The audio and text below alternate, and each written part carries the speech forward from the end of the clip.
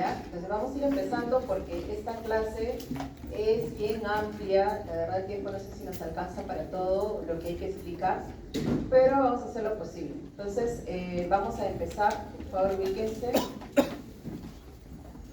Lo malo es que no me han traído un puntero, tengo puntero. Pero bueno, aquí vamos a empezar. A ver, cuando hablamos de genes del desarrollo, nosotros tenemos que ir hacia lo más pequeñito que hay en las células. Los que estamos haciendo prácticas ya sabemos, ya estamos empezando de la mínima unidad, ¿no?, del material genético que va a tener que sufrir ciertas modificaciones para poder llegar a un objetivo.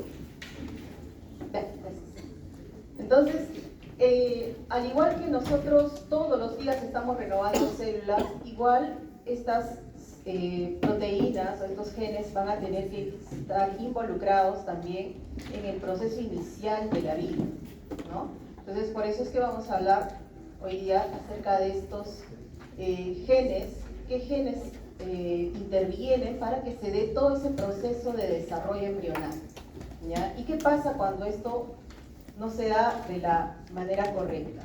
¿Por qué? Porque puede haber fallas, ¿no? Entonces, vamos a explicar eso. No solamente intervienen estos genes, sino que también intervienen mecanismos, ¿no? La célula necesita pasar esa información hacia sus demás células a través de agentes que le ayuden a pasar esa información. Entonces, ahí vamos a hablar de factores de transcripción. Ustedes ya lo deben conocer el término por biología general. Y también esos factores de transcripción, para que lleguen, como digo, la información de una célula hacia otra, vamos a tener que ver mecanismos de cómo pasar esa información. Hay una comunicación celular, ¿no? Y si esa comunicación o los factores de transcripción no trabajan de manera adecuada, es que nosotros vamos a tener este problema de muchas alteraciones. Y estos genes que se involucran en el desarrollo embrionario deben activarse solamente en esta etapa. Todos sabemos que la etapa embriológica tiene un tiempo, ¿no? Desde el inicio de la fecundación, algunos dicen unas semanas más, ¿no?, hasta la semana 8. Es la parte crucial donde estas células están activándose y está dándose todo ese proceso de expresión de estos genes del desarrollo. Pero después, ¿qué pasa con esos genes? Se silencian, ¿no? Se van a inactivar. Algunos siguen todavía esos procesos, pero para otros mecanismos, porque nosotros estamos constantemente renovando células, entonces tienen que seguir activos, pero no de esta forma. A nadie ya le crece una oreja después, ¿no?, un dedo más, no, eso ya se inhibió todo ese proceso de desarrollo.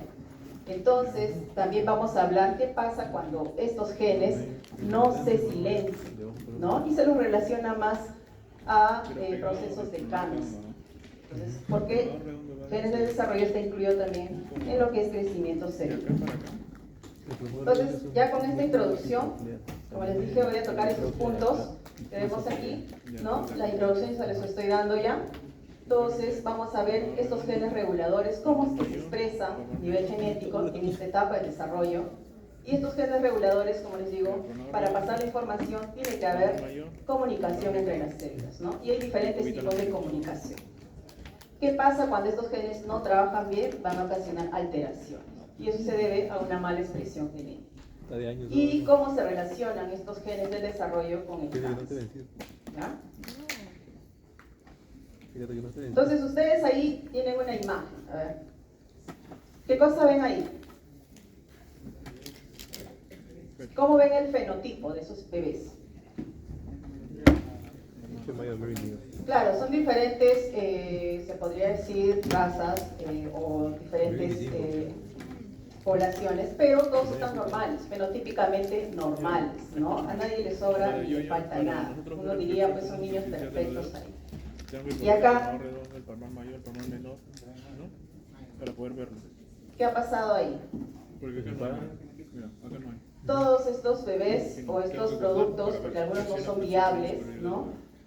No han logrado esa comunicación, esos factores de transcripción que se vean de manera adecuada, por eso vamos a tener estos productos, ¿no? Y estos productos van a ser causa, como le digo, de la alteración o la mala expresión. Lo esperado es eso, ¿no? Siempre nosotros, incluso las aspiraciones para cada uno, es que tengamos un fenotipo simétrico, ¿no? En cuanto a morfología me refiero.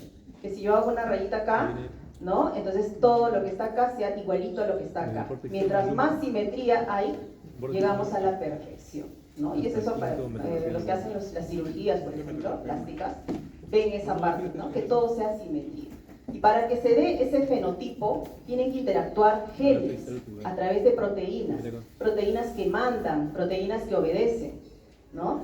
Y esas actúan en diversas propiedades celulares para que se diferencien esos tejidos y lleguen a formar órganos, estructuras, ¿no? Y todo eso conlleve a lo que hemos visto en la pantalla inicial, a un fenotipo normal. El próximo.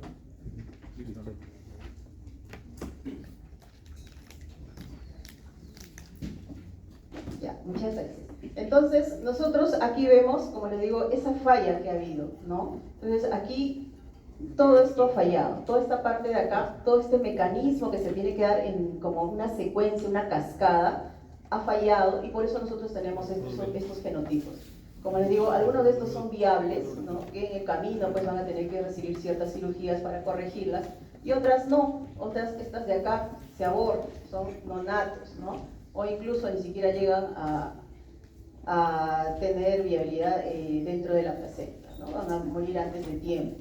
Entonces, porque tenemos nosotros un mecanismo también de reparación automático, pero para cosas pequeñas, no grandes, ¿no? Y estas son aberrantes, entonces estas no van a pasar ese filtro. Entonces, ustedes tienen acá todas las semanas de cómo se va a dar ese proceso de desarrollo. Fíjense, los órganos más importantes se van a formar en las primeras semanas. Ahora cuando entremos a la parte de embriología, estamos terminando la parte de genética en la práctica, vamos a ver, por ejemplo, que uno de los órganos que desarrolla primero es el sistema nervioso, corazón, hígado, ¿no? Mientras más complejo, mejor dicho, mientras aquí estos órganos importantes se están desarrollando, aquí intervienen genes de desarrollo importantes, ¿no? Entonces, por eso es que incluso algunos de estos genes de desarrollo ni siquiera están en esta etapa embriológica, están antes, desde la ovogénesis, ¿ya? Entonces, si hay alguna falla en este momento, esto va a terminar tal vez en un agente que dé un producto mal desarrollado. Pues las fallas que se puedan intervenir acá pueden ser a causa de factores externos, ambientales, congénitos, ¿no? O también factores internos, por ejemplo, que los padres hereden algo a sus hijos, ¿no? Entonces eso de ahí va a terminar pues en algo que no va a terminar todo su desarrollo normal. Entonces, si yo digo en el examen, por ejemplo, ¿dónde interviene o un gen de desarrollo va a alterar alguna estructura en la semana 16 del desarrollo? ¿Verdadero o falso? Porque estos genes de desarrollo intervienen desde acá, desde la semana incluso de la ovogénesis, desde la semana 3, 4, en la etapa embriológica. En la etapa fetal solamente crecen estos órganos, ¿no? Y algunos terminan de diferenciarse, pero la formación inicial está en toda esta etapa embriológica, ¿ya? Entonces, además fíjense ustedes, yo les puse estos datos, ¿no? Porque cuando se da el proceso de fecundación a los 2 días ya se están expresando 32 genes. Pero al final, en el tercer día, 129 genes. Y al final, cuando un organismo ya está todo producido, se están expresando 23.000 genes. Y estos genes tienen que dar finalmente como 200 tipos de diferenciación celular, 200 tipos de células diferentes en el cuerpo. Entonces, imagínense todo este mecanismo que se va a llevar a cabo acá, ¿no? Entonces, vamos a ver por eso qué está pasando en este proceso de diferenciación. Entonces, aquí es una diapositiva rapidita nomás para mencionar que estos modelos experimentales se hacen en diferentes organismos. No se pueden hacer en embriones humanos porque es antiético. Y por eso es que yo voy a hablar bastante de la drosófila. Esa es la mosquita que ustedes ven de la fruta. Entonces, en ese organismo se ha estudiado bastante estos genes del desarrollo, porque su ciclo es corto, ¿no? Porque también podía ser el ratón, pero su ciclo es más grande, demanda más tiempo, y por eso usa estos organismos, ¿no? Y por eso es que en estos organismos tienen ciertas ventajas por el tiempo, por la facilidad del cultivo, la crianza, y se usan pues estos modelos experimentales. Entonces aquí tenemos, por ejemplo, que un individuo, un organismo, va a pasar todos estos mecanismos. Desde el momento que tengo yo los gametos, y una vez que se dé la fecundación, la unión del óvulo y el espermatozoide, va a haber un proceso de diferenciación celular, ¿no? Primero hay segmentación, que voy a tener 2 células, 4 células, hasta tener un blastocisto, y luego se va a dar la diferenciación de células. Y todo este mecanismo están interviniendo ya factores de transcripción, o sea, proteínas que son producidas por genes, ¿no? Para diferentes tipos, ¿no? Fíjense ustedes los mecanismos que se dan para diferentes organismos, ¿no? Entonces, al final, ¿qué van a hacer estos genes? Estos genes de desarrollo van a actuar sobre proteínas principales. Acá va a haber como una jerarquía. Hay proteínas que son las que van a comandar y otras las que van a obedecer las órdenes de estas proteínas importantes, ¿no? A través de regulación de la expresión. Regulación quiere decir que le va a dar la facilidad para que se transcriban ciertas órdenes que mande el RNA mensajero y se va a transcribir, y otras para que las silencien, las inhiban, ¿no? Entonces va a regular la expresión génica a través de estos factores de transcripción, ¿no? Este es un ejemplo. ¿Y cómo lleva esta información? Estos genes llevan esta regulación a través de estos mecanismos, ¿no? Tiene que haber una comunicación entre las células. ¿Cómo yo le aviso a una célula que tiene que diferenciarse e irse, por ejemplo, para la parte anterior, para formar, no sé, las estructuras cerebrales? Y la otra célula se tiene que diferenciar e irse para la parte posterior y formar, por ejemplo, el hígado o parte del estómago. ¿Cómo la célula sabe? Entonces tiene que haber un mecanismo de comunicación entre ellas, ¿no? Entonces para eso se da mediante varias formas de comunicación, una de ellas, por ejemplo, la adhesión, señalización, y vamos a ver un poquito de eso también. Entonces, este es un cuadro sinóptico para que ustedes lo entiendan mejor, cómo es que vamos a abordar todo esto. Entonces, yo les decía que habían genes de la expresión, incluso que se van a dar desde la ovogénesis. A eso se le llama genes maternos, ¿ya? Estos genes maternos, pongo los ejemplos, estos mismos genes, algunos de estos están también en humanos, y se ha estudiado pues en Drosophila, en la mosquita, y estos genes son, por ejemplo, el bicoin, el nanos, el caudal, que van a indicar los primeros puntos de segmentación, hacia dónde se van a dirigir las células. Estos genes maternos vienen con la información desde el óvulo, ¿no? Entonces, es importante esta información. Luego, más adelante que se dé el proceso de fecundación, aquí ya van a expresarse otros genes, ¿no? Que van a actuar tanto en el proceso de la ovogénesis, de la maduración del ovocito y después la fecundación. Todo este proceso va a llegar a unos genes cigóticos. Aquí ya estamos hablando cuando ya se dio la fecundación, ¿no? Y en este proceso de los cigotos van a actuar ya otros genes, por ejemplo los genes GAP, los genes de la regla par, así se llaman, ¿no? Caprichosamente, porque, bueno, sus autores los han colocado así, ¿no? Pero estos van a indicar que estos segmentos iniciales que se dieron, es como que yo tengo un huevito, imagínense el huevito de la Drosophila, y se va a segmentar en 3. Y aquí estos se van a volver, ese primer par anterior se va a volver a segmentar, ¿no? Y entonces empieza a tener estos tipos de genes responsables de esa subsegmentación, podríamos decir, ¿no? Y luego también hay genes de polaridad o genes de cada segmento, ¿no? De cada porción que se hizo aquí van a haber otros genes como los genes homeóticos, de estos vamos a hablar más, los HOX, PAC, SOX, que son genes también compartidos con los humanos, ¿ya? Entonces, estos vamos a hablar más porque de esto se ha estudiado bastante. Incluso hay más genes todavía que intervienen, estamos hablando de 23.000 genes, y no todos se han estudiado, ¿no? Entonces, solamente los que se conocen es los que nosotros los podemos estudiar y decir, ah, esto está relacionado, por ejemplo, con el sistema nervioso, la diferenciación del ectodermo, ya. Pero tal vez intervienen en otras estructuras más que todavía están en estudio. cómo se van a expresar estos genes en el proceso de la fertilización, qué pasa con las mutaciones, ¿no? Y cómo es que actúan. Como les digo, todos estos actúan en secuencia, es una cascada de información. ¿Cómo se da esta regulación? Esta diapositiva me gustó bajo varios factores, ¿no? Una forma, ¿cómo pasa la información una célula a otra? Muy bien, el ARN mensajero se va a transcribir y va a dar la información para que se transcriba y forme un DNA que lleva la información del núcleo al citoplasma y se va a transcribir y la célula hija ya lleva la información.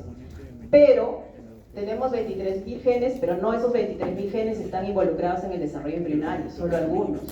Por ejemplo, HOX, PAF, SOX, y estos van a actuar con este mecanismo de splicing. Splicing quiere decir que un mismo gen puede trabajar para varias estructuras, para la formación de varias estructuras. Este es el gen, por ejemplo, esta es la alfa-tropomicina, ¿no? Esta es su secuencia, así está, su forma, su estructura. Pero para producir músculos de este tipo, por ejemplo, se inactiva, se silencia este gen y solo se expresan estos. Para producir mioblastos se inactiva y solamente se expresan otros. Aquí se inactivó este también. ¿Ves? Entonces, va a haber este proceso de mecanismo de splicing para que se dé diferenciación de las estructuras que quieran expresarse, ¿no? Entonces, de tal manera que un solo gen va a mandar hacia varias estructuras o varias funciones, ¿ya? Hablemos un poco de los genes maternos. Decíamos que estos genes vienen desde la homogénesis. Entonces, aquí han estudiado mucho en Drosophila para ver cómo es la expresión de estos genes maternos. Les decía de estos 3 proteínas, o estos 3 genes que se han estudiado en Drosophila. Y les mencionaba aquí un artículo, por ejemplo, donde dice, ven la polaridad, ¿no? De hacia dónde se dirigen cuando están hablando en un individuo normal, un huevito de una mosca normal, ¿no? Su expresión debe estar de esta forma. Al inicio en la parte anterior se van a dirigir todas las células para empezar a diferenciarse en esta zona. ¿Quién lo hace eso? Eso lo hace Vicoin, el gen Vicoin, para la parte anterior. Y para la parte posterior debe estar expresándose nanos, ¿no? En mayor proporción. Cuando hacen una mutante, o sea, inhiben la expresión de estas células, fíjense que las células no saben hacia dónde dirigirse, se quedan ahí, ¿no? Están todas distribuidas en esta zona. Entonces no saben y no hay, Vicoin no se va hacia la zona anterior, se queda. Y si uno sigue desarrollando este huevito, pues vamos a tener tal vez una mosquita que no tiene las antenas en la cabeza, por ejemplo. Puede tenerlo en la parte dorsal, los ojos tal vez no se van a llegar a formar bien porque estas células se tienen que diferenciar en otras estructuras. Entonces ahí ellos investigaron y vieron que estos genes están relacionados con la primera parte de la segmentación de las células. La célula, ¿cómo sabe hacia dónde se tiene que segmentar? Entonces nosotros tenemos aquí un cigoto que ya ha sido fecundado, ¿no? Y empiezan a dividirse las células. Las células al inicio se van a dividir 4, 8, ¿no? Pero una vez que formen una blastómera, esto ya lo vamos a ver en embriología, hay una porción, ¿no? La porción circular, esta parte del borde, que va a ser el trofoblasto, que va a formar todo lo que es la placenta, pero que hay una parte que es el embrioblasto. Esto es lo que va a formar al embrión. Entonces, ¿cómo saben las células hacia dónde se tienen que dirigir, hacia dónde se tienen que acumular para que puedan formar al embrión? Gracias a estos genes, ¿no? Estos genes van a iniciar la parte de comunicar entre ellas, vienen como si tuvieran un mapa interno, ¿no? Que les va a decir, te vas para la parte anterior, tú te vas para la parte posterior, tú te quedas en la parte dorsal y tú para la parte ventral. De tal manera que se tenga se podría decir, una segmentación de este tipo, ¿no? En este caso, en un huevito de Drosophila fecundado, ¿no? Así se ven los segmentos y los genes que se van a expresar para cada parte. Por eso es que estos genes cigóticos, pues ya estamos hablando después de la fecundación, son estos genes GAP, ¿no? Que van a actuar de tal manera que se dividen en 4 segmentos principales. Luego están los genes de la regla par, que van a actuar sobre esos 4 y van a originar 7 segmentos, ¿no? Y estos van a subdividirse y van a empezar a verse de esta forma. Claro que no se ve así al microscopio, sino que las células se dirigen hacia esas zonas y se colocan de tal manera de que hace la apariencia de esta forma, y cada célula va a diferenciarse en diferentes estructuras. Hay un proceso de aumento de segmentos y para cada aumento de segmentos están interviniendo estos genes. Esta tablita es importante porque esta puede también venir en el examen, ¿ya? Genes importantes con las cantidades iniciales de segmentos. Entonces, hablemos de estos genes que inicialmente están interviniendo y se están segmentando gracias a qué? A que en cada célula hay genes que van a trabajar ordenando a otros y diciéndole, necesito una proteína para producir, por ejemplo, la parte, como digo, los hemisferios cerebrales, en la parte anterior. Entonces viene la información, llega hasta el núcleo y acá se tiene que transcribir, ¿no? Y para eso tienen que trabajar los factores de transcripción. Estos factores de transcripción se encuentran protegidos, se puede decir, ¿no? Por eso es que se le llama incluso genes homeóticos homeobox, unas cajas donde están estos genes. Si uno ve así la secuencia, se ve así una región variable. Aquí están las otras proteínas que son mandadas por estas que están acá, las principales que se encuentran en este homeobox o esta caja de dominio conservado, ¿no? En la mayoría de los genes esto es común, que tiene una cantidad de longitud, se lee de 3 a 5', ¿no? Y esto es conservado. ¿Por qué es conservado? ¿Por qué es una región conservada? Porque no puede modificarse, porque imagínense que acá se modifique, sus hijos tal vez entonces ya no van a tener 2 brazos, pueden tener 3 brazos. Entonces son regiones conservadas, altamente conservadas, y están protegidas por regiones variables y todo eso en el ADN, para que esto se pueda transmitir de célula hija a célula hija, ¿ya? Entonces, ¿cómo trabajan estos genes de polaridad o estos homeobox? A través de estos factores de transcripción que se encuentran en lugares altamente conservados. Estos genes homeóticos se han trabajado también en Drosophila, y cuando se ha hecho la analogía con humanos, se ha visto que estos genes también nosotros los tenemos, pero con estos nombres, ¿no? Incluso genes Hox también hay para plantas, que lo vamos a ver de otra forma, tiene otra denominación, genes PAF, genes SOX, que son los que van a determinar los primeros planos de división de una estructura celular, para que a través de estas proteínas que van a codificarlos a través de factores de transcripción van a dar esta diferenciación celular. Fíjense acá, otros genes que son importantes para la producción de las antenas, la producción del tórax, ¿no? Que son comunes también en los humanos, ¿ya? Y cuando hay alguna alteración, estamos viendo acá, pues, ¿no? Que tiene las antenas, por ejemplo, donde están los ojos. Esto lo han hecho adrede, o sea, son cepas mutadas para ver cómo es que trabajan estos genes y cuáles son sus funciones. Pero eso no se puede hacer en humanos, ¿no? Bueno, al menos éticamente, de manera normal, no se puede hacer. Tal vez lo hacen de manera informal, pero no se puede hacer. Entonces se trabaja por eso en estos organismos. Ahora vamos a hablar de uno de los genes más importantes. Estos genes Hox, entonces atención, porque esto es importante también de información para el paso, el examen. Estos genes Hox tienen, como les decía, otro nombre. En plantas, en invertebrados, por ejemplo, se llaman HOM. En humanos, ¿no? Y en mamíferos se llaman Hox. Están, fíjense, ¿en qué cromosomas están? En cromosoma 7, en el cromosoma 17, en el 12, en el 2, ¿no? O sea, son proteínas que están expresadas en estos cromosomas, están incluso en taxa, o sea, tienen un clúster A, B, C, están agrupados y son varios, son todos estos que están acá, que en determinado momento se va a expresar así o de esta forma para diferenciación en la etapa embriológica, por ejemplo, del ectodermo y neuroectodermo, todo es lo que es relacionado al sistema nervioso, ¿no? A través de estos factores de transcripción que están, como le digo aquí también, por ejemplo, este homeobox para este gen Hox es de 160 pares de bases, ¿no? Regiones altamente conservadas que necesitan otras proteínas y van a interactuar con otras proteínas para que puedan ser expresados.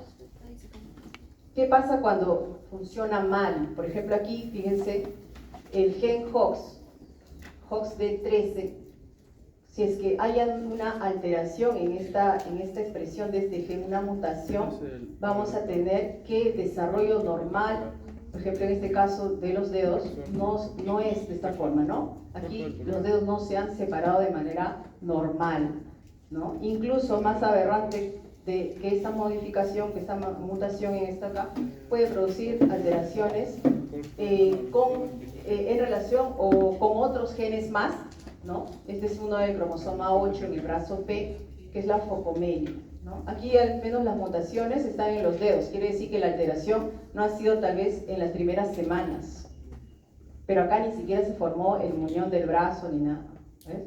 Entonces, aquí ya tenemos una alteración más grave a diferencia de esta, ¿no? Y eso relacionado a este clúster, ¿no? Del clúster D, del gen HOX, la porción 3. Y acá hay un cuadro que está mencionándome los otros genes HOX, ¿no? Sus sitios de expresión y cuáles son, en dónde están interviniendo, ¿no? Esto es solamente información, ¿ya? Información, para que vean ustedes en qué está relacionado, con qué estructuras celulares en el desarrollo, pues, de los embriones. Este es otro gen, el gen PAX.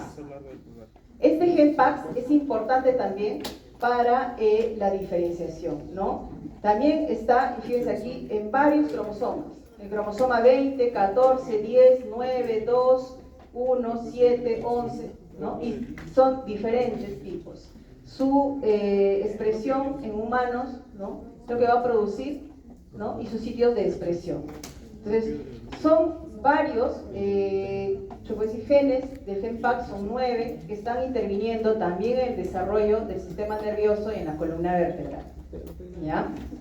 Tienen que ver mucho con el sistema nervioso. Acá hay un ejemplo, igual, pregunta de paso, ¿no? En los ejemplos, ¿no? Los ejemplos. Fíjense, PAX2, por ejemplo, cuando se altera, PAX2 va a hacer que no se dé de manera correcta el desarrollo de las estructuras, en caso de, por ejemplo, de la aniridia, ¿no? La estructura de la retina, ¿no? Va a producir cataratas, tal vez. Aquí PAX6, ¿no? Aniridia, anomalías, estas son otras, distrofia de la córnea, cataratas congénitas o hipoplasias, ¿no? Por ejemplo, aquí han estudiado ese PAX6 en un individuo normal, en humanos, cómo es que se forma el ojo de manera normal, debe ser así, y qué pasa cuando PAX6 está mutado, ¿no? Entonces, igual en ratones, en zebrafish, incluso en Drosophila es más aberrante, aquí ni siquiera se forma la vesícula óptica, ¿no? Al menos aquí se ha formado la vesícula óptica y la alteración de PAX6 solamente está a nivel de la retina, ¿no? Entonces, pero aquí en otras estructuras como en Drosophila ni siquiera se ha formado parte del ojo, ¿no? Este es otro PAX3 que está relacionado también ya a otras alteraciones clínicamente más aberrantes que va a dar lugar a un síndrome, ¿no? El síndrome de Waardenburg, donde este PAX3 está relacionado con el cromosoma 2 en el brazo Q, en la región 35, ¿no? Tiene todo historial clínico. Aquí viene otro gen importante. Ya vamos a hablar de HOX, PAX, ahora SOX. ¿Ya? Son estos 3 genes que yo voy a tocar. En realidad hay más, pero estos son los más importantes.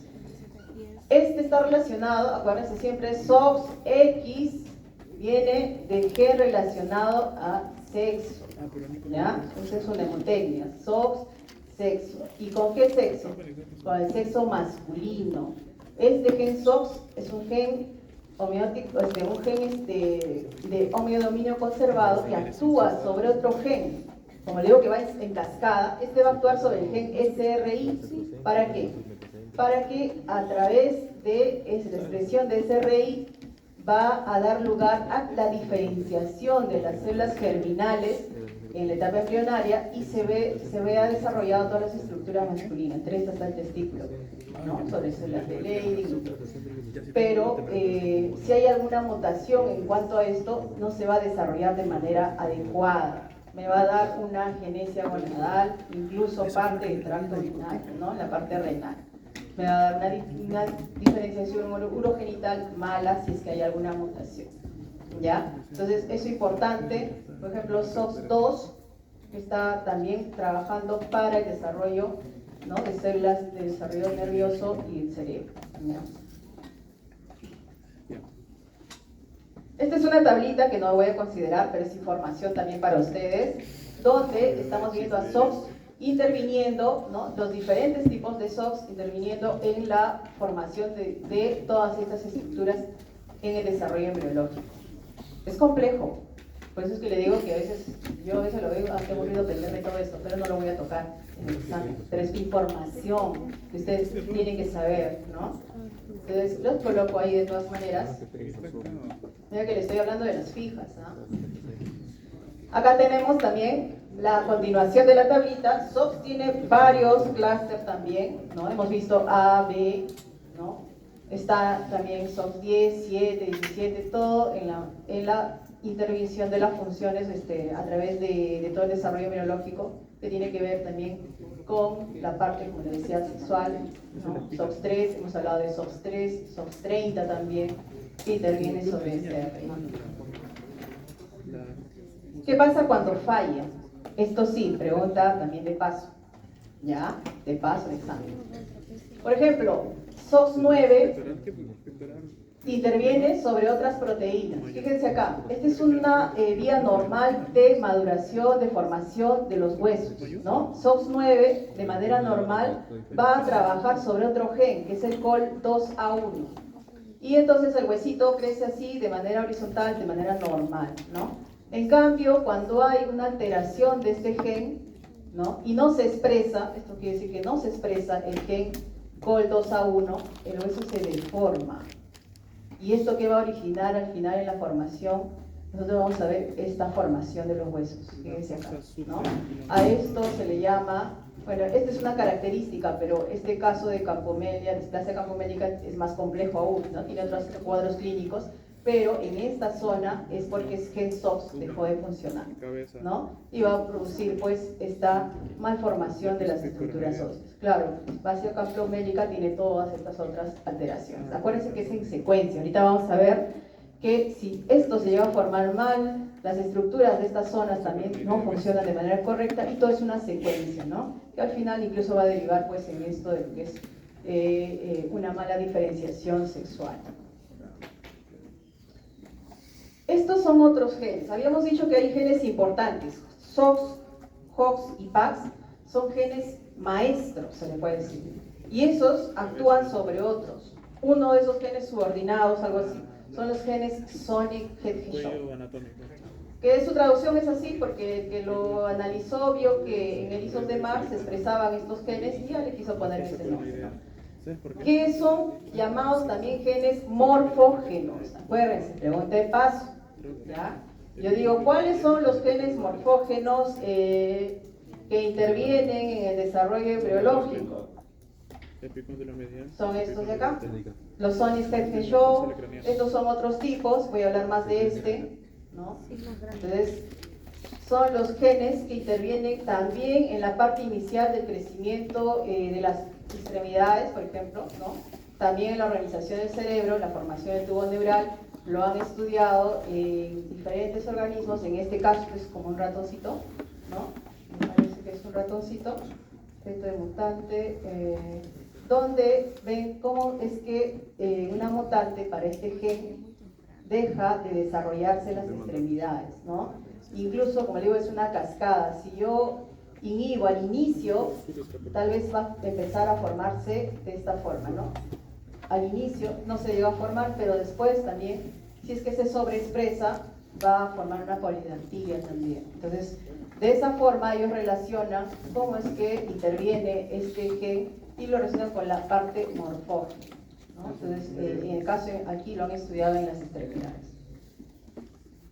Igual acá hay una tabla, ¿no?, donde se estudia este gen Hedgehog para otras estructuras en el desarrollo embriológico. Y fíjense, estos interactúan con otras proteínas, porque son todas estas cuando están activadas. Y tiene que haber una fase de silenciamiento, no van a expresarse todo el tiempo.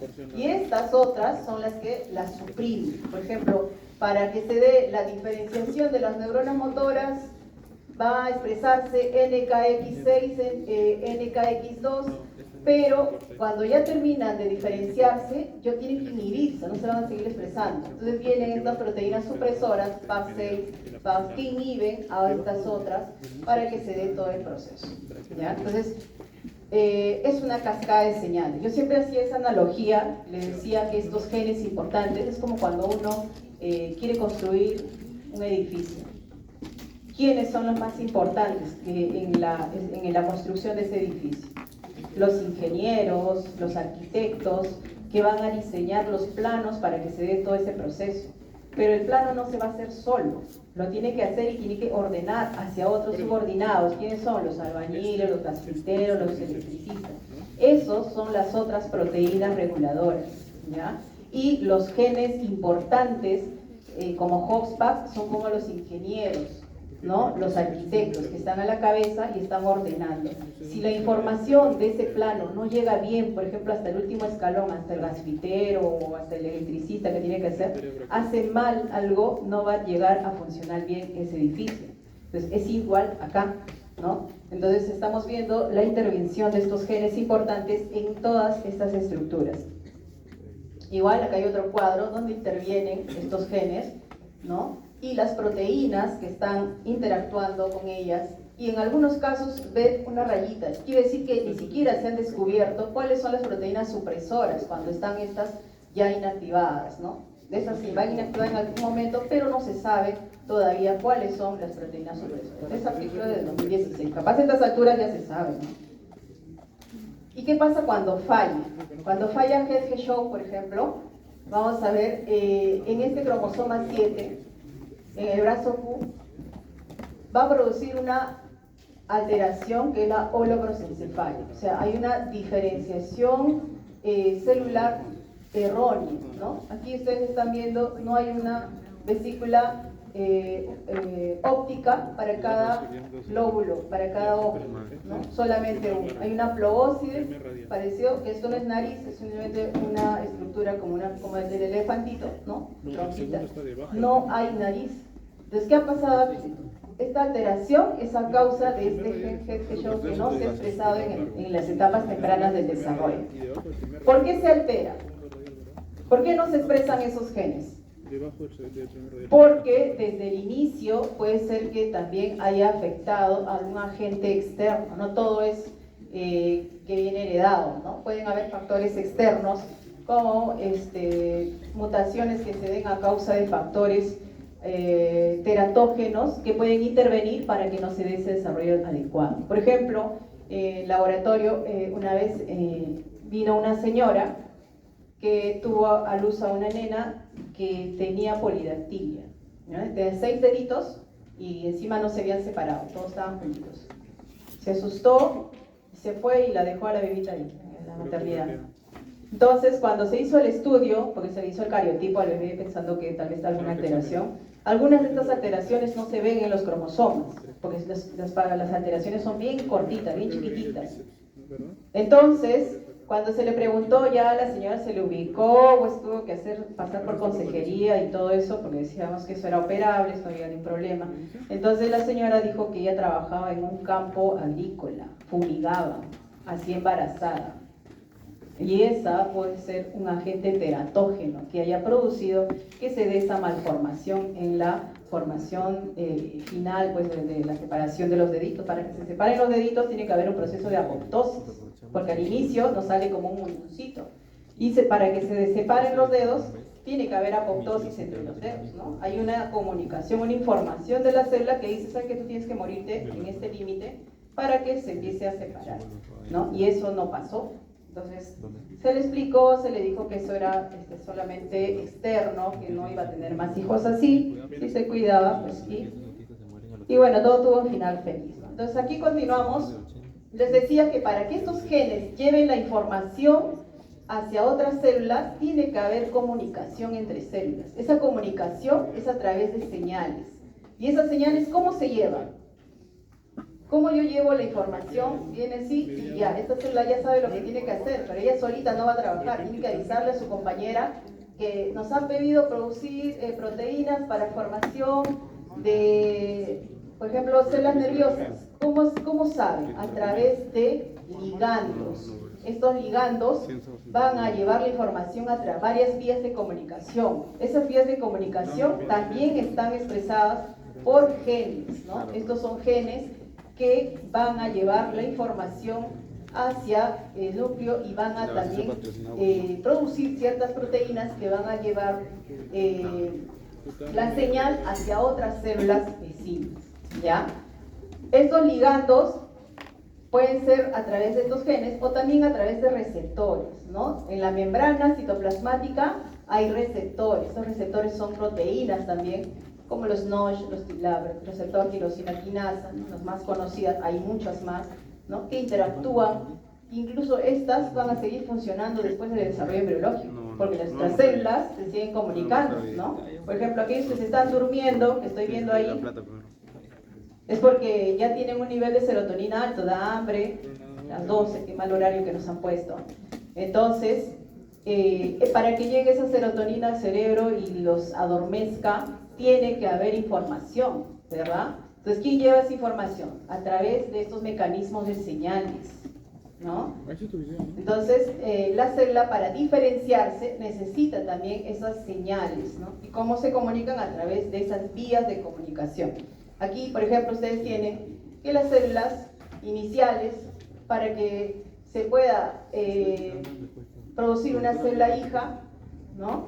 Va a tener que recibir una señal determinada y va a diferenciarse igual como es, ¿no? Pero si yo quiero que haya un crecimiento celular, voy a formar una oreja, por ejemplo, necesito crecimiento celular, tiene que haber otro tipo de señal. Si yo quiero diferenciar, tiene que haber otro tipo de señal, que no es lo mismo, ¿no? Y si yo quiero decirles, hay que vamos a formar los dedos, hay que separarse, tiene que haber muerte celular, tiene que haber otra señal, ¿no? La célula, mejor dicho, no recibe señales y la célula empieza a morir, ¿no? Entonces, hay diferentes mecanismos para que lleguen estas señales a la célula y tome determinadas decisiones, ¿ya? Esa información, si hacemos la analogía con el edificio que yo les decía, ¿cómo dice el arquitecto al electricista que me tiene que colocar en esta pared 10 tomacorrientes? ¿Cómo le va a decir? Le va a mandar la información. ¿Cómo le va a decir? Ahora hay un montón de mecanismos. Le manda un WhatsApp, le manda un correo, le llama por el megáfono y le dice que hace 10 tomacorrientes en esa pared, ¿no? Algo así. Igualito. Aquí las células, ¿cómo recibe la señal? Para eso hay vías de comunicación. Una de esas vías es las vías WN Frizzlet, que usa este gen, ¿no? Que también se ha estudiado en Drosophila, que lleva ese mecanismo de comunicación a través de estos receptores, ¿ya? Entonces, ¿cómo se lleva la información? Porque está este gen, recibe la información, interactúa con otros genes, otras proteínas, de tal manera que va a llevar la información hasta el núcleo, y el núcleo recién va a traducir eso y va a empezar a transcribir la información que ha recibido, ¿no? Depende si es que hay división celular o se va a diferenciar dependiendo de la información que haya recibido.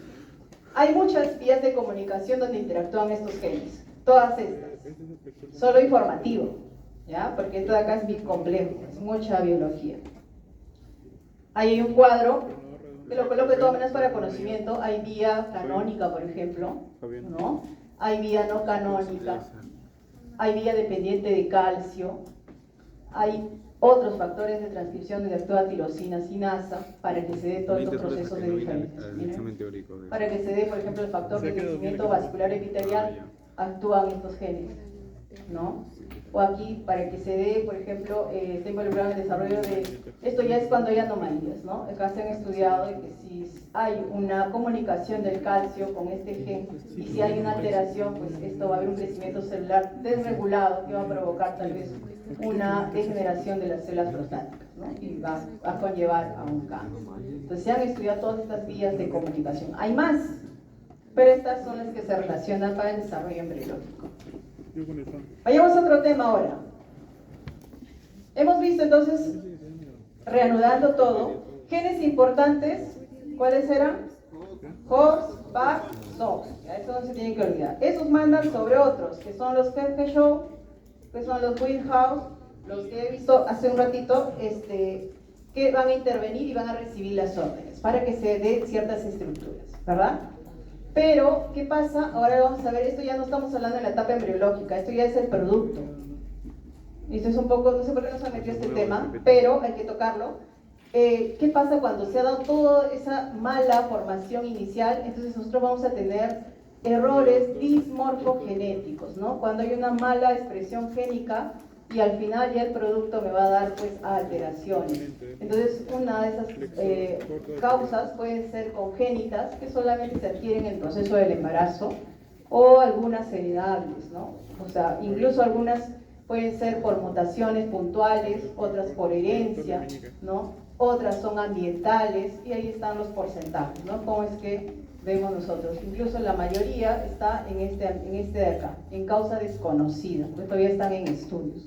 Incluso ahora se dice que las mutaciones son más, incluso en los jóvenes. Los cánceres están apareciendo mucho antes. ¿Por qué? Por el estilo de vida, porque no estamos comiendo como antes, ¿ya? Entonces, mucha comida chatarra, y eso hace que nuestro sistema de reparación natural no funcione. O sea, sí funciona, sino que hay un límite, ¿no? Por ejemplo, yo salgo afuera y ahorita que salió el sol, me va a caer la radiación, pero mi sistema de reparación nato lo va a eliminar. O sea, se le pueden mutar. Yo todos los días tengo mutaciones, ¿no? Se va a mutar una basecita, una adenina, una guanina, va a mutar. Pero mi sistema de reparación tiene un tope, es como, imagínense, al 15% se va a reparar. Pero si ya mi radiación es excesiva y yo me voy y me paseo ahí 2 horas mirando el sol, no va a funcionar mi sistema de reparación automático. Entonces ya voy a empezar a tener estrés oxidativo. Mis células no van a poder reparar, si va a empezar a haber mutaciones, y eso a la larga, si yo me expongo todos los días a la misma hora y 2 horas ahí mirando al sol, va a llegar un momento en que se va a acumular esas alteraciones y me va a producir una degeneración en la célula, ¿no? Y posiblemente hasta me dé un cáncer. Entonces, depende también mi predisposición. Por eso es que para que se dé esto de acá, intervienen también factores ambientales, ¿no? Entonces, hay diversas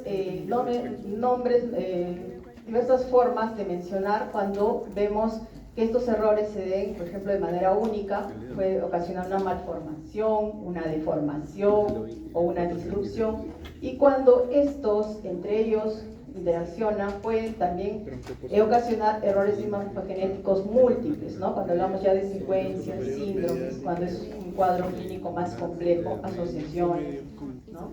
¿Y cómo son? Así, por ejemplo, ¿no? Acá vemos malformaciones, se dice, cuando la etiología puede ser a nivel cromosómico, cuando la alteración es grande, aberrante, que incluye todo un cromosoma, o puede ser puntual, algunos genes chiquitos, ¿no? Genético, puede ser por algún factor externo, teratógeno, como les mencionaba, por ejemplo, ¿no? De la señora que fumigaba. Hay mujeres embarazadas, por ejemplo, que los primeros meses no saben que están embarazadas porque no son regulares en la regla o no controlan su regla, ¿no? Entonces, hay señoras que vienen cuando ya tienen 4 meses, 5 meses, y dicen, no sabía que estaba embarazada, me dio una infección urinaria y me inyectaron penicilina de 1 millón, ¿no? Entonces, para mi infección. Y después, cuando ya está embarazada, 5 o 6 meses, le hace caer el tipo al bebé y se nota pues que tiene, por ejemplo, alguna alteración, ¿no? Y esos son agentes teratógenos, agentes externos que van a interactuar en esa etapa del desarrollo. O desconocido, algunos son de novo, ¿no? Donde no se sabe por qué se ha dado ese proceso. Y todo eso me va a dar a un error en la morfología, ¿no? De tal manera que finalmente voy a tener un producto así. Por ejemplo, en este caso, cuando hay una falla de cierre del tubo neural, es porque las crestas de todo lo que es el ectodermo no se han llegado a cerrar, ¿no? En el tiempo adecuado, y va a tener pues este problema que se llama mielomeningocele. Una deformación, por ejemplo, se dice cuando hay una estructura que se va a dar o se va a deformar, pero en el proceso. O sea, al inicio los genes sí estaban trabajando bien, han formado una estructura normal, ¿no? Pero hay un factor extrínseco que puede ocasionar esto. Por ejemplo, puede ser que tenga poco líquido en la placenta y eso hace que haya una compresión en el feto. El feto no se logra desarrollar, ¿no? Y entonces va a deformar la estructura normal y va a ocasionar, en este caso, por ejemplo, el pie zampo, ¿no? Que tiene otras características, es un cuadro clínico de otras alteraciones, ¿no? Pero para este caso, ¿no?, se llama deformación en esta circunstancia, así. Las disrupciones se dan cuando igual se ha dado todo el proceso o los genes están actuando de manera correcta, están formando la estructura, pero puede haber algo que bloquee ese desarrollo normal, ¿no? Este es un caso, por ejemplo, de los bridas, los llamados bridas. La placenta, cuando hagamos placenta vamos a ver esa parte, tiene una parte de lo que es el amnios, que cubre la cara fetal, donde está el fetito, y si es que eso no está bien pegado a la cara fetal, esas membranas pueden formar como unas pipitas, unas franjas, unas bandas se llaman. Esas bandas pueden enredarse en el mejor de los casos en las extremidades del embrión o del feto, ¿no? Y pueden hacer un sistema de ahorque y aquí no se desarrolla normal porque no hay flujo sanguíneo, no se va a desarrollar. Y a eso se le llama disrupción. Por ocasionada en este caso, por ejemplo, por los bridas, ¿no? Las secuencias, eso sí es más complejo cuando el cuadro clínico se ha dado la alteración por causas intrínsecas o extrínsecas, a nivel cromosómico, puede ser genético también, o sea, puntual, como les decía, o algún factor externo o desconocido, que desde el inicio, ¿no? Desde el inicio se da la anomalía, por ejemplo, aquí no se ha formado bien la mandíbula, hay una hipoplasia, y eso va a dar lugar a que, si no se forma bien la estructura de la maxilar inferior, por ejemplo, no se va a formar más adelante lo que es el paladar, las estructuras de los dientes, y eso va a ocasionar como una secuencia, por eso se llama secuencia, de malformaciones, ¿no? No es que aquí haya fallado la formación del paladar, es por consecuencia de que no se ha formado bien la mandíbula, ¿no? No se ha dado la fusión de las crestas palatinas y no se ha fusionado, por eso vamos a tener acá en este caso un paladar hendido, ¿no? Y por ende incluso hasta un labio leporino tal vez. Porque mira, después segundo es el mediano. Los síndromes, ustedes ya lo conocen, por ejemplo el síndrome de Down, ¿no? Es un cuadro clínico más complejo, que es una anomalía en este caso cromosómica, porque está involucrando todo un cromosoma y que va a dar a consecuencia no solamente alteración de una estructura, ¿no? En este caso, por ejemplo, para el síndrome de Hart, alteraciones cardíacas que va a conllevar a cuadros más complejos, ¿no? Y por eso se le llama pues, síndrome. Acá tenemos otro, ¿no? Que ustedes tienen otros ejemplos como el síndrome de Edwards, el síndrome de Patau, el síndrome de Down, que está relacionado con cuadros clínicos más complejos. Y la asociación, ¿no? Aquí tenemos la asociación, un ejemplo, cuando estamos viendo varias estructuras que se han alterado en todo el proceso del desarrollo, ¿no? Incluso diferenciaciones que no se van a dar. Puede ser que aquí las estructuras se hayan formado de manera correcta, los genes actúan de manera correcta, pero no son funcionales al final, ¿no? Y eso va a ocasionar pues un proceso de asociación. En estos casos, estos son los ejemplos. ¿Cómo relacionamos a estos genes con el cáncer? Les decía a ustedes que en algún momento tiene que haber un momento de splicing, o sea, donde estos genes se duerman, como ustedes, algunos que veo ahí durmiendo, ¿no? Y ya no se expresen. Entonces, ¿pero qué pasa cuando estos genes se vuelven a activar? Por ejemplo, el cáncer de mama. El cáncer de mama no le da a una niña de 5 años, ¿no? ¿O alguien ha visto un caso? Le da mayormente cuando empieza la etapa de la pubertad, se expresan algunas hormonas, ¿no? Y empieza a desarrollarse y posiblemente ya en la etapa juvenil o adulta se va a dar el cáncer de mama. ¿Por qué ese gen que va a dar interacción a ese crecimiento celular, esa proliferación celular sin ordenamiento, discriminado, por qué no se dio más antes, en la etapa embriológica? Porque estos genes entran a un momento de, se puede decir, silenciamiento, ¿ya? Se silencian y entonces no se expresan, pero llega un momento en que se van a expresar por la activación. Esa activación puede ser multifactorial, ¿no? Puede ser por el ambiente, por los, como le decía, el estrés oxidativo, y llega un momento en que se van a expresar y van a formar alteraciones en ese crecimiento que puede conllevar a un cáncer, ¿no? Estos factores de transcripción no están controlados, por eso es que los promotores de crecimiento pues son o trabajan de manera desregulada. Estos inhibidores no están trabajando, ocasionando muerte celular y las células se siguen dividiendo de manera descontrolada. Por ejemplo, aquí tenemos en genes HOX, ¿no? Habíamos hablado de los HOX, todos estos tipos, y miren cómo están relacionados con diferentes tipos de cáncer, ¿no? Para cáncer cervical, para células que van a estar en las células epiteliales, ¿no? También cervical, para cáncer de colon, de mama, de tiroides. Lo normal para este caso, por ejemplo, en HOX-B debe trabajar de esta forma y replicarse y formar por expresión de otras proteínas secuencias normales. Pero basta que haya una mutación, por ejemplo aquí debería ser citosina y se varía por una timina. Solo una base nomás se ha modificado y la célula va a empezar a replicar de manera descontrolada, ¿no? La expresión de esta proteína. Y esta proteína va a conllevar pues a otras interacciones porque todo es en cascada y van a interactuarse de tal manera que me van a ocasionar un tipo de cáncer. Igual aquí en HOX-A2 vamos a ver que una adenina se varía por una guanina. Y vamos a ver que hay una transcripción de estas secuencias de manera descontrolada, ¿no? Entonces, están estudiados estos tipos de genes HOX alterados en estos tipos de cromosoma, ¿no? HOX-A13, HOX-D9, HOX-C8, ¿no? Y todos estos relacionados a varios tipos de cáncer, ¿ya?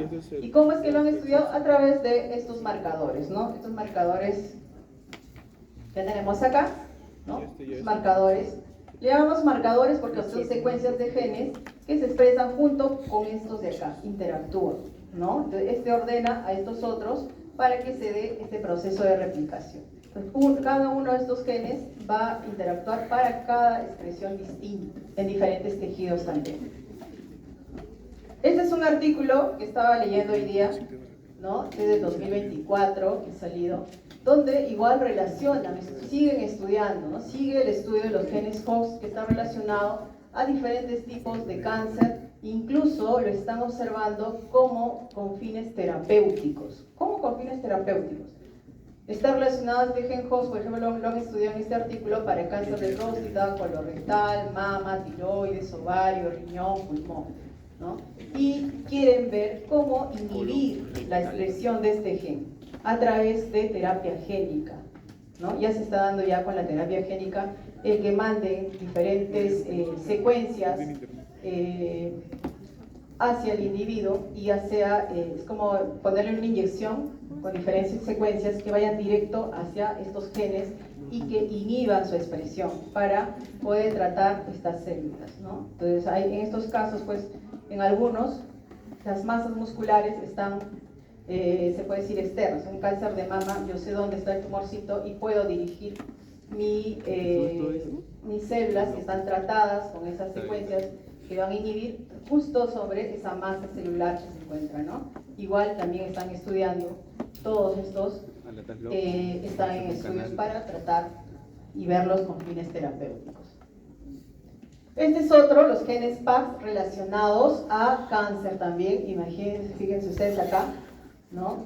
Los extensores. ¿Hacia qué tipos de cáncer se han estudiado? Algunos no están estudiados ni siquiera, ¿no? No sabemos a dónde se está dando la alteración. En este caso, para cáncer de riñón, ¿no? Están estudiando también terapias que inhiban la expresión de este gen PAX. Se sabe las ubicaciones, se sabe con qué proteínas posiblemente están interactuando, el tamaño de las proteínas no es importante para poder conocer y dónde está interactuando para poder estudiarlas y hacer una terapia. Igual acá vemos también otros estudios, incluso algunos que me ponen así, es porque todavía no se sabe con quién interactúa, ¿no? El PAX2, por ejemplo, para estos tipos de tumores hay una sobreexpresión porque están sobreexpresadas estas proteínas, P53, WT1. pero en algunas incluso no se sabe cuáles son las otras proteínas que interactúan para que se dé ese proceso. Ah, ya, primero es extensor corto y extensor largo.